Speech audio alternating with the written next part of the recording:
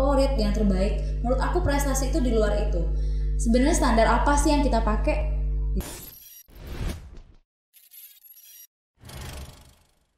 Assalamualaikum warahmatullahi wabarakatuh. Halo guys, balik lagi di Bima Podcast. Kali ini kita podcast lagi nih. Jadi kita bakal bahas, tentunya kalau misalnya si Bima Podcast ini bahasnya seputar dunia pertambangan atau informasi-informasi yang informatif dan juga memotivasi bagi kalian yang dengar. Nah, sekarang kita udah kedatangan tamu yang spesial. Pastinya spesial sih karena kita selalu datengin tamu-tamu yang spesial ya. Di sini ada Merin. Halo Merin. Halo. Jadi mungkin kita kenalan dulu nih. Merin nama lengkapnya siapa sih? Nama lengkap dari Merin sendiri Krisma Merinda. Krisma Merinda. Kalau umur Merin berapa sekarang? Sekarang 22. Nah, umur kan Merin sekarang 22 tahun nih guys. Jadi kita kali ini bakal bahas tentang prestasi yang gak mandang umur ya. Iya. Nah, sekarang kita bintang tamunya Merin nih. Berarti kan Merin banyak prestasi nih. Nah, kita pengen tahu sih apa aja sih prestasi-prestasi Merin kalau misalnya soal background nih. Kalau Merin sendiri aslinya orang sini atau enggak? Kalau aslinya sih bukan orang sini ya, tapi orang Bengkulu. Orang Bengkulu. Di Bengkulu di Curup ya Merin? Iya, ya? di Curup. Nah, bahas soal prestasi. Merin dulu emang anaknya itu emang suka ikut lomba-lomba kayak gitu atau suka-suka ikut organisasi gitu nggak? Tapi memang dulu ya kalau bisa dikilas balik sebelum kuliah. Jadi dulu SMP sama SMA itu orang yang lumayan pasif, yang nggak pernah ikut organisasi. Jadi taunya belajar, bimbel, terus pulang ke rumah gitu. Jadi benar-benar nggak pernah ikut organisasi. Dan juga nggak punya teman-teman yang mendukung untuk ikut organisasi. Jadi memang pada saat SMP dan SMA pun pasif banget. Tapi ketika kuliah, karena melihat kawan-kawan dan rasa ingin tahunya organisasi itu kayak enak banget, jadi itu deh baru ikut. Oh, baru ikut organisasi waktu kuliah. Nah, kalau misalnya dari SMP sama SMA itu sendiri Merin pernah ikut lomba-lomba gitu nggak? Nggak pernah. Oh, jadi kalau misalnya nggak pernah. Emang benar-benar belajar ya? Iya, jadi kan kalau SMP sama SMA tuh kepercayaan dirinya agak kurang gitu ya. Rasa insecure-nya mungkin lebih tinggi gitu. Jadi nggak pernah ikut kalau lomba. Nah, kalau bahas soal insecure nih, masalah SMP sama SMA. Kenapa sih Merin bisa insecure waktu dulu? Nggak kayak sekarang?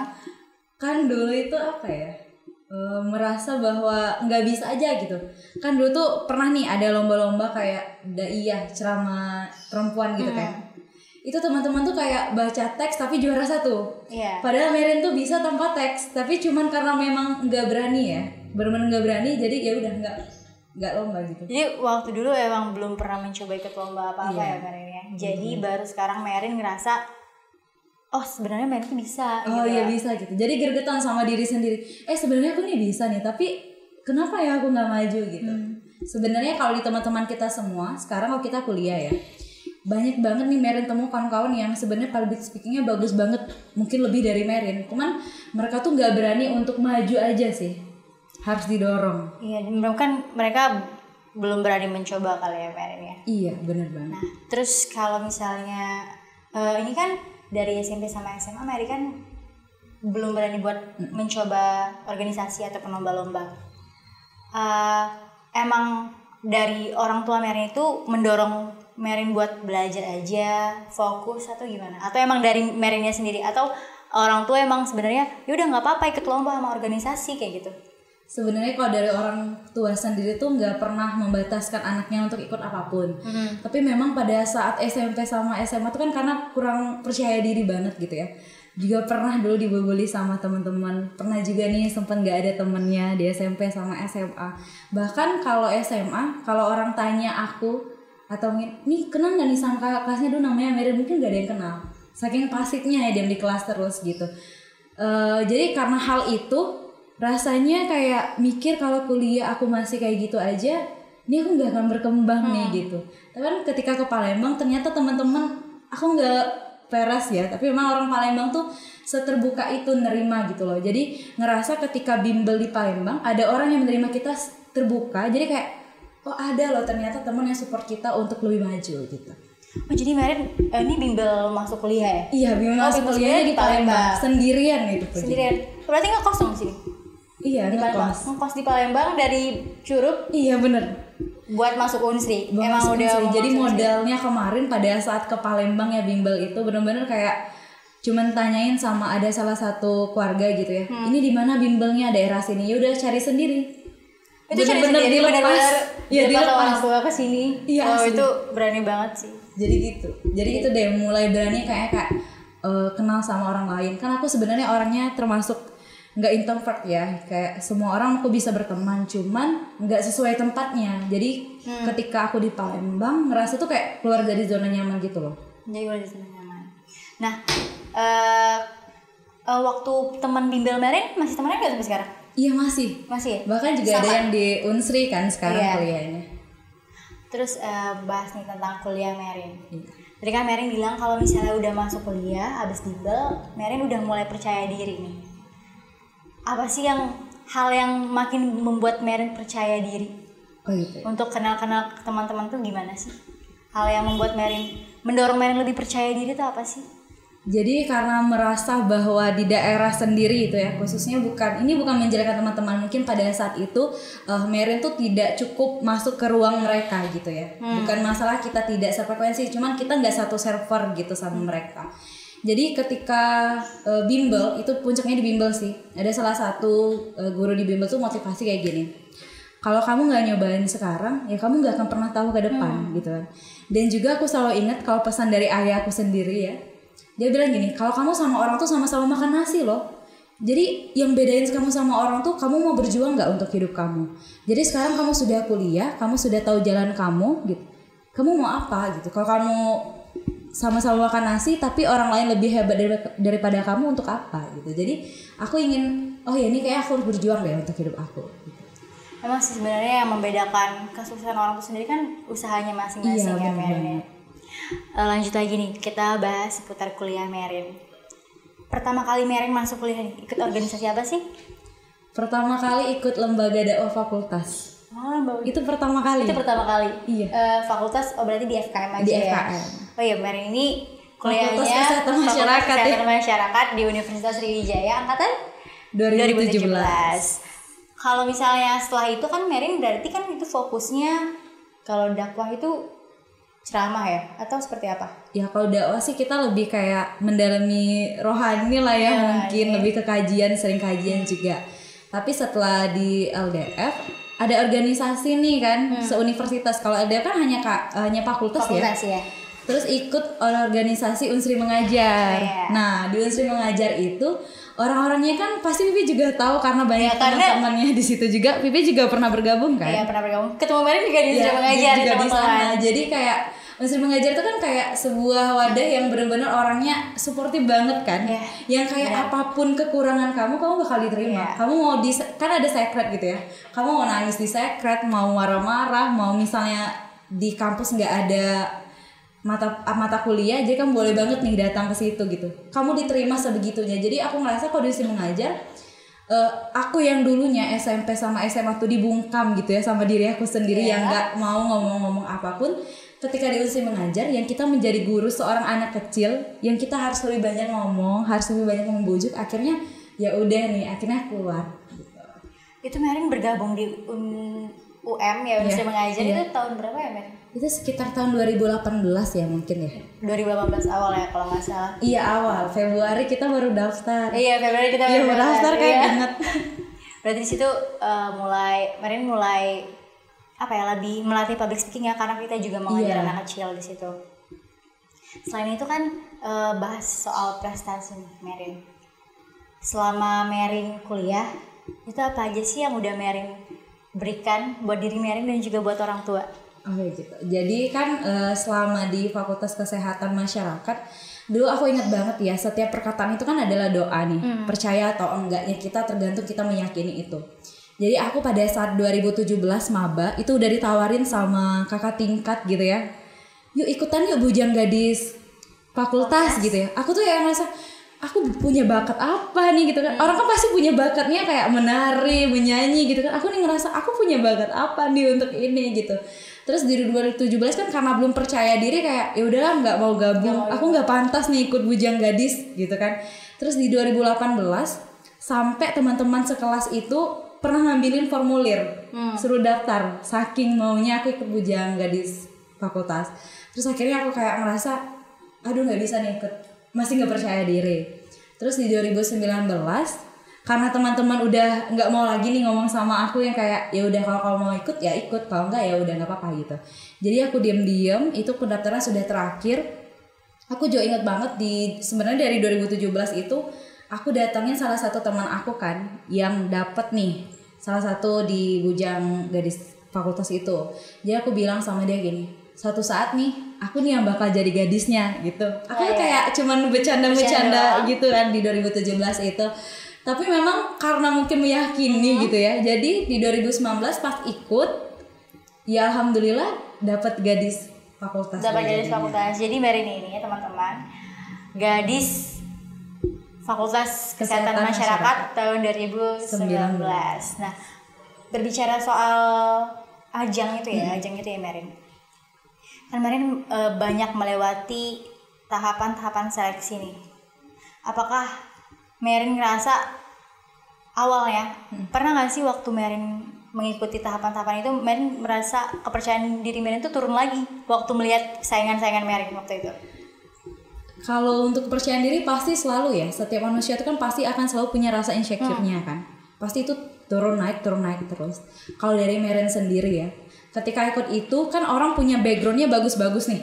Kan Merin ini belum punya prestasi yang banyak kemarin gitu, belum banyak sebanyak itu.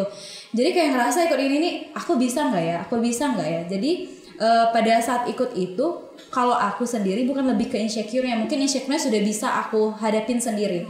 Tapi ekspektasi teman-teman, ketika ketemu kita, yang tahu kita udah daftar kan kita upload tuh di Instagram kalau kita udah ikut jadi finalis. Itu teman-teman kayak bilang, komen tuh banyak banget, ini pasti gadisnya, ini pasti juara. Itu tuh membuatkan ya, kan ekspektasi orang itu kadang menghancurkan diri kita loh sebenarnya. Jadi aku takut banget ketika pada saat pemilihan, gimana nih kalau ekspektasi teman-teman aku nggak bisa penuhin. Jadi aku lebih kayak mikir, gimana nih kalau aku mengecewakan orang lain. Itu yang lebih kepikiran. Tapi selanjutnya nggak lancar sih. Berarti Merin waktu masalah Bujang Gadis nih masih menjabat jadi gadis Fakultas Kesehatan Masyarakat itu selama 1 tahun. Iya. Selama 1 tahun. Kalau sekarang masih menjabat sih, karena belum ada pemilihan ya. Belum ada. Sekarang. Vivi juga nggak sih? Udah nih. Kalau misalnya untuk Fakultas Teknik sih udah ya. Udah. Kan 2018, 2019, 2020 ada sampai sekarang. Tapi emang pemilihannya secara online kalau kita online, tapi ada technical meeting dan unjuk bakat itu masih. Itu unjuk bakatnya Offline. Dan waktu itu kita unjuk bakatnya di Palembang Indah Mall. Tapi masih terbatas kan, masih dibatasi karena corona kan. Ya mungkin Bujang Gadis FKM bisa ngikutin kalian. FKM itu udah berapa angkatan sih? Udah 5 ya. Udah 5 ya. Soalnya kan kami pada tahun ini nih masih ngejabat juga sebenarnya.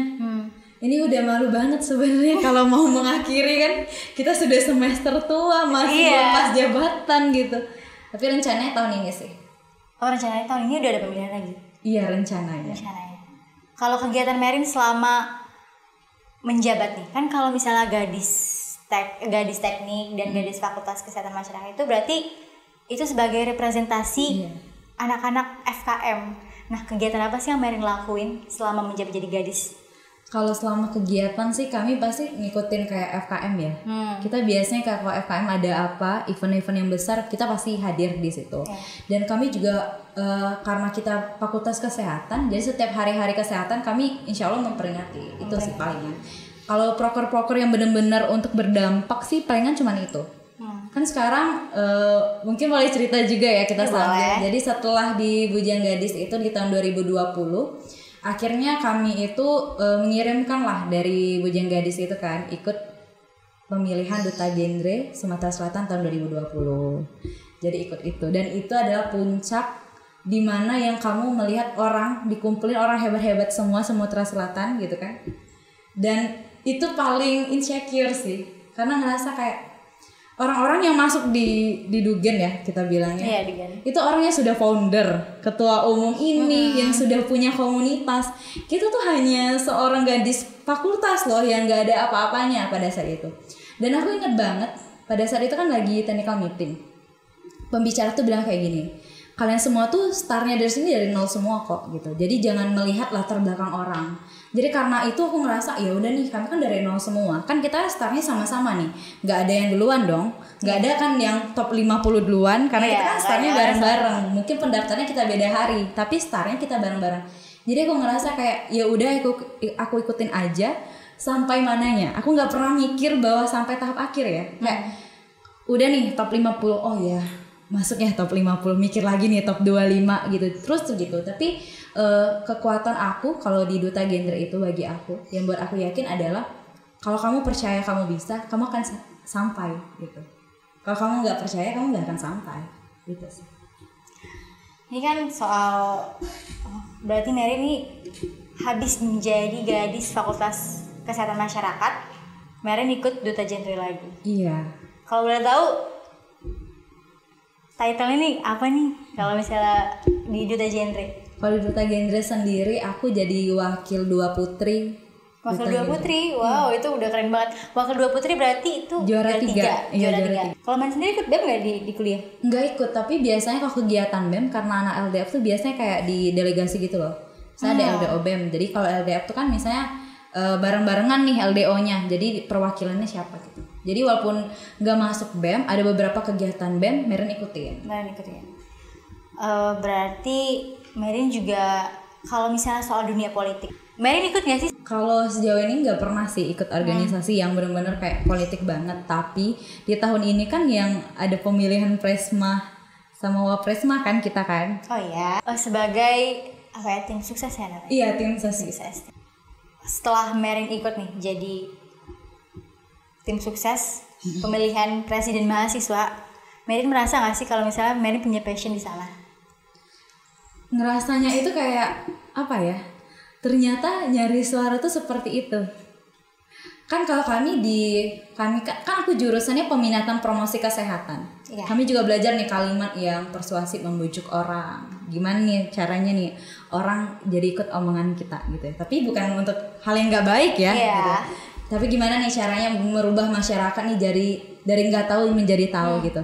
Jadi pada saat tim ses itu aku ngerasain kayak oh ini nih ya gunanya relasi gitu. Jadi kayak ngobrol-ngobrol, ajak-ajak itu sih yang dirasain ketika itu, merasa bahwa oh ilmu komunikasi persuasif aku nih kepake nih pada saat politik. Karena kalau di Duta Genre kan kita lebih sosialisasi ya, gak yang terlalu persuasif banget.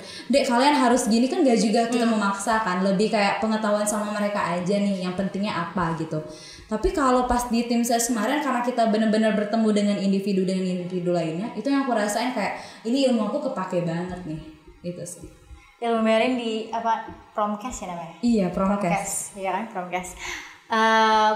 Kita bahas mungkin tentang Duta Genre lagi sih Merin. Iya, kan tadi kan udah menyinggung sedikit tentang Duta Genre Merin. Setelah Merin ikut Duta Genre, aku boleh nanya nggak sih kegiatan-kegiatan Merin dulu di Duta Genre itu apa sih?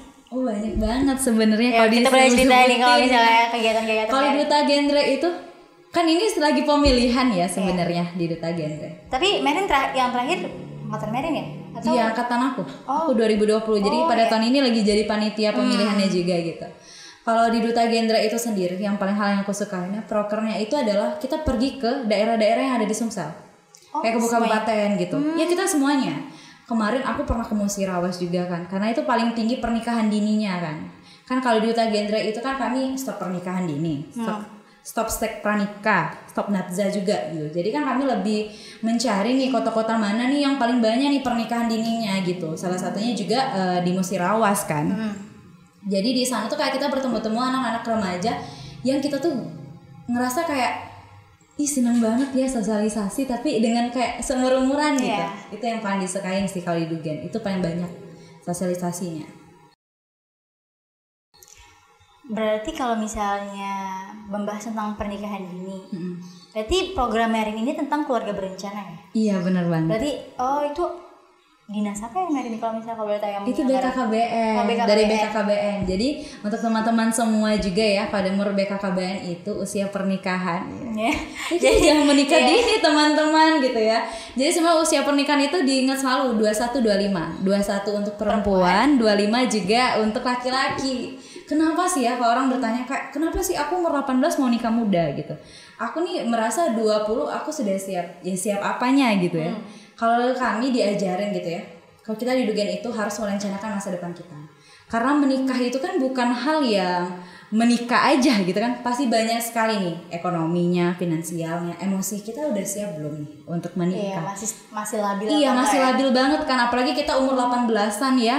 Mungkin kalau misalnya seandainya aku menikah di umur 18-an, mungkin sekarang di Instagram aku bilang, "Duh, pasti kayak apapun yang terjadi di rumah tangga aku sebarin dong di Instagram gitu kan." Karena umur 18 pasti kayak semua dunia harus tahu nih aku kenapa gitu. Jadi kalau kita menikah di umur yang kita menurut kita sudah siap, itu pernikahannya insya Allah akan langgeng. Oh, jadi itu program-program yang Merin bahas selama Duta Genre itu juga ya? Untuk sosialisasi di Musirawas itu sendiri, itu apakah semua Duta Genre-nya ikut turun atau perwakilannya aja? Kan misalnya gadisnya pemenang utamanya ya, dan wakil 1 atau wakil 2, atau emang semua tim finalis Duta Genre-nya turun untuk melaksanakan promosi-promosi yang udah disiapkan dari BKKBN itu sendiri? Kan kami kan ada 23 orang ya pada saat ini yang 2020. Jadi ini nih bersempatan gitu. Jadi misalnya hari ini aku ke Musirawas, nanti teman aku yang lain di Muara Enim gitu. Kita ganti-gantian. Biasanya 2 orang sih. Selainnya itu pegawai dari BKKBN sendiri. Tapi boleh nggak nih, kan dari tadi nih aku terus nih yang ditanyain ya. Mungkin teman-teman kalau tanya-nanyain ke aku tuh kayak kok Merin terus sih yang ngomong gitu kan, rasanya aku mau podcast. Iya, rasanya kalau ngomong hanya satu arah nih nggak seru gitu ya. Merin mau nanya nih. Kalau dari aku sendiri ya gitu kan. Ya takut nggak? Deg-degan nggak nih? Apa? Tanya aja. Mau ditanyain rahasianya? Enggak, ini kayaknya bukan bahas nikah kan. Ini kayak takut. Aduh, takut gitu ya? Takut kayak belum nih. Mungkin ini aja deh. Menurut dari Vivi sendiri ya. Kan sekarang nih aku senang banget nih, aku pernah bahas ini dengan salah satu sahabatnya Vivi, namanya Nadia Guntama. Oh iya, Nadia Guntama itu juga salah satu orang berprestasi. Iya kan, Nadia. Mungkin Nadia Guntama kalau dengar. Iya, dengar ini aku sebut loh namanya. Kita bahasa Jambi ya. Jadi ini pada saat itu kan kami lagi diskusi bareng nih tentang perempuan. Sekarang ini seharusnya pada tahun kita ya, di tahun-tahun kita, tahun seperti ini, pengennya tuh perempuan itu saling mendukung perempuan lainnya. Iya kan. Aku ada pertanyaan seperti ini. Misalnya nih kan banyak banget nih orang teman-teman yang sering bilang kayak gini, nggak usah deh kuliah tinggi-tinggi, nggak usah banyak banget prestasinya, nanti laki-laki tuh nggak ada yang berani. Pipi setuju gak? Kalau Vivi sih nggak setuju ya, karena mungkin prinsip kita nih sama ya Merin. Kalau Vivi bukan tipe orang yang pengen nikah cepet-cepet, gitu. Karena Vivi ngerasa kemampuan diri Vivi untuk menikah dan bukan mengurusi apa ya? Kayak belum siap. Karena Vivi harus belajar untuk mengurusi diri Vivi sendiri dulu dan seperti itu. Dan masalah pendidikan juga, kalau menurut Vivi, katanya kalau cewek nggak boleh nih tinggi-tinggi. Vivi nggak setuju sih, karena itu berarti kan kalau misalnya laki-lakinya nggak mau, berarti dia tuh insecure ya. Iya kan, insecure. Kalau menurut Vivi sih,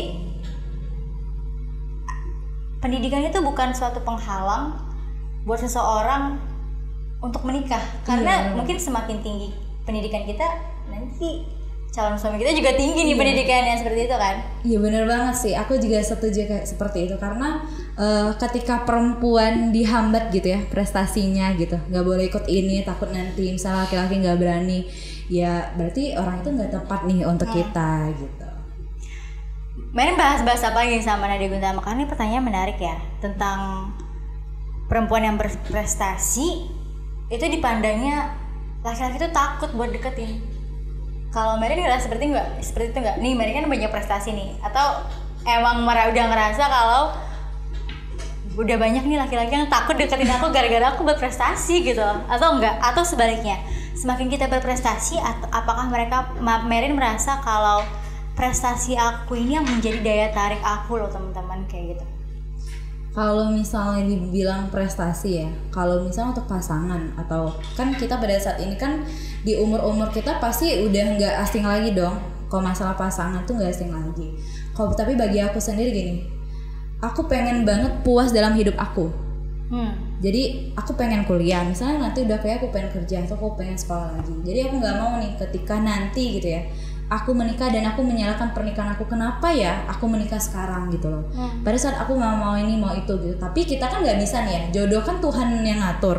Kita nggak pernah tahu nih jodoh itu kapan datangnya gitu. Tapi kalau maunya aku pengen tuntas dulu sama diri aku. Sama Pipi bilang, kita belum bisa nih ngurusin diri kita sendiri, gimana kita mau ngurusin orang lain. Tapi orang bilang juga gini, menikah itu siap gak siap loh, nanti kita bakal siap sendiri. Dan menurut aku pengen ketika aku benar-benar udah yakin ya, udah siap banget nih, aku nggak bisa nih, ini pernikahan ini bukan untuk hal yang bukan main-main, coba-coba gitu ya, main undian ini ya bener banget dong, kita nggak mau dua kali ya. Tapi jadi kita bahasnya tentang pernikahan. Tapi nggak apa-apa ya teman, ini kan juga informasi karena kan tadi kita membahasnya tentang duta genre remarry nih, tentang pernikahan dini. Jadi kita sedikit menyinggung persiapan. Tapi gini juga ya Pipi ya, Pipi kan juga punya banyak prestasi. Sebenarnya orang itu sekarang ya, kalau kita menyangkut masalah prestasi nih sekarang misalnya, orang-orang tuh banyak berpikir prestasi itu kita harus juara 1, atau misalnya ikut duta kamu harus jadi dutanya, atau misalnya kamu ikut sesuatu hal kamu harus jadi yang pertama di sana. Nah Merin tuh suka bilang kayak gini, jadi ada teman-teman nih yang gak pernah ikut lomba, jadi kayak ngerasa, ih takut deh kawan sama Merin kan banyak nih prestasinya, padahal gak juga, bisa dihitung loh, gak sebanyak itu gitu kan. Tapi jadinya teman-teman kita itu orang di luar sana sebenarnya gini, yang mereka kuliah aja tuh yang gak ikut lomba, kita nggak tahu prestasinya apapun gitu ya. Kita tuh prestasi jangan memandang harus juara 1, harus jadi yang terfavorit, yang terbaik. Menurut aku prestasi itu di luar itu. Sebenarnya standar apa sih yang kita pakai gitu, standar sukses apa sih yang kita pakai untuk kehidupan kita sendiri gitu. Jadi jangan melihat orang karena dia juara ini dia pasti berprestasi, pasti sukses. Karena aku melihat banyak banget teman aku yang gak hobi ikut lomba ya gitu, tapi dia ternyata punya social project, suka ngerelawan, dan itu membuat aku gimana ya, iri banget gitu. Dia yang maksudnya nggak terlalu aktif banget, tapi ternyata dia ngerelawan loh, pernah sendirian. Dan itu aku tahu karena pada saat itu aku tiba-tiba ikut gitu. Wah keren banget nih, ternyata teman aku yang menurut orang lain biasa aja, dia berharga banget. Karena yang penting itu juga untuk ikutin event-event atau lomba-lomba itu yang penting pengalamannya ya Mary. Kalau menurut aku juga seperti itu. Karena semakin banyak kita pengalaman, semakin banyak juga ilmu yang kita dapat, dan semakin banyak juga kesempatan kita buat menjadi juara 1 karena pengalaman kita. Iya. Karena itu penting banget loh pengalaman menurut aku sih. Menurut aku apa ya? Pengalaman tuh yang membuat kita sampai pada titik ini juga. Iya, sampai titik ini.